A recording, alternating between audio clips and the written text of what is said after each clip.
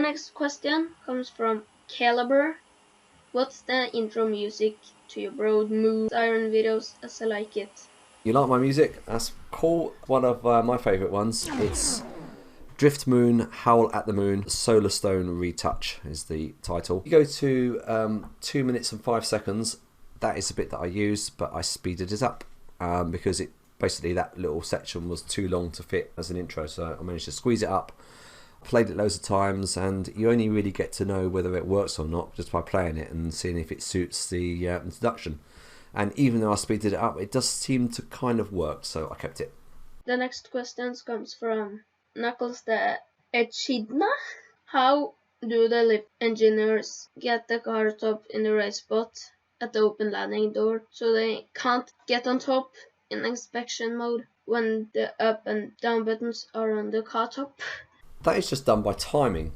All you do is you just get into the lift, you press the floor below, you then close, the doors close, then you've got to get your key in the door and then just open it at the right time, and you get a little bit of practice. You can just judge it so that the roof of the lift is at the right position. If it's still a bit too high, then you just close the doors. After a couple of seconds, generally they start up again and it will continue moving. Then you just open them again. It'll be a little bit lower. It's as simple as that. There is no procedure. It's just timing. How do you rescue people from a stuck emerald lift? To be honest, I don't have I might have the wrong answer to this. This is just my best guess, which I normally correct. Go to the top floor, open the control panel. On an MRL, the controller is normally on the top, and you normally find the door frame's a bit wider and there's like a key which you can then open up the flap. And behind there you've got the control gear, because an MRL, motor room less, so there's no particular room you can go to. That is the controller. Inside there you've normally got a switch which goes from normal to inspection. You put it into inspection, and then you can normally drive the lift up manually by pressing an up and a down button. That's my best guess. There might be some other ways of doing it, but I'm not a lift engineer. I know a lot of things, but MRL, I'm more interested in the older generation. I've not really studied them enough to know how to do that. What torch do you use? Torch I use, by some coincidence, I actually have it with me. There you go. It's an Energizer torch. It's the 6 LED torch. In my movies, you can probably hear this. So you've got the spot view, you've got the wide angle view, you've got both, which I find doesn't really work because they all sort of like go at the same sort of brightness, and then you can't see these ones. And then the last one is the red LEDs, which is pretty pointless, and the next one is off. Really good because torch up here, camera here, it's hands-free, and then you can just aim around.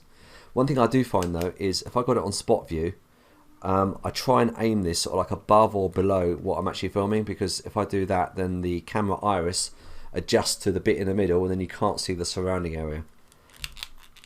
So even with a torch, there's still a few things you've got to learn when you're filming. But wait, I have a new torch. My 1 watt LED torch. Has a zoomable lens on it.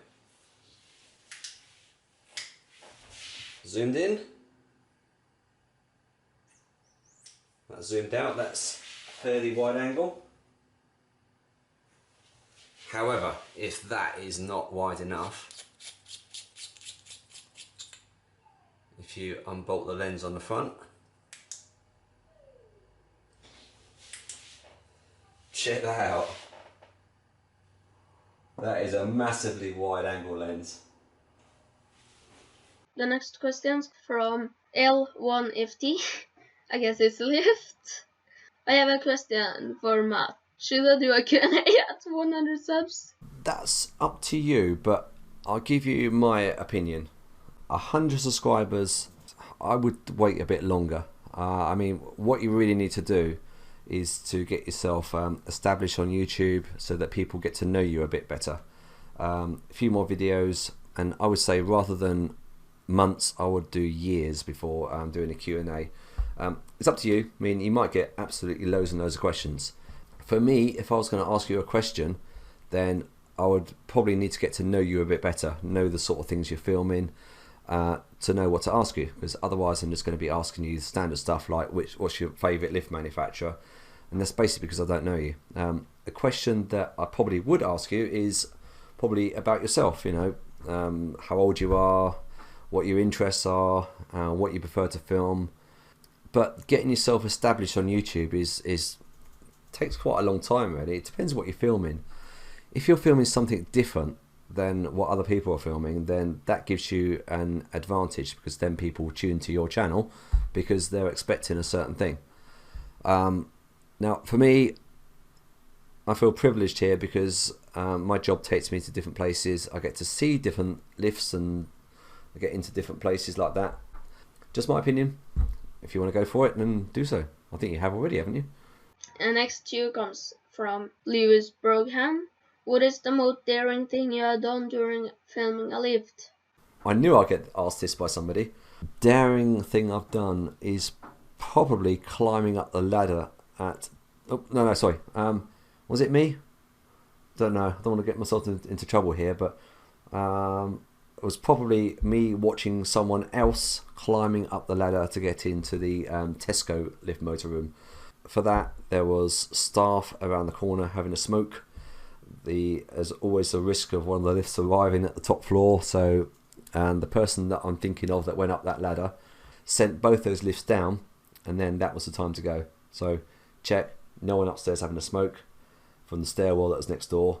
Called both the lifts up, sent them both down, climbed up the ladder, opened up that hatch which folded, put it back down again, and then you're shaking because of what you've just done, and then you had to try and hold the camera still and go around and film.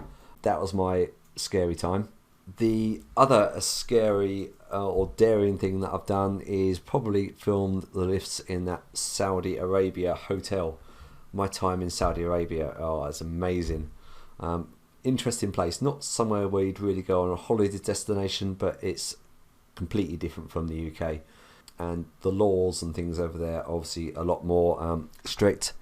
If I'd got caught in that lift motor room, I don't know what would have happened to me. Possibility of me getting caught was probably quite high.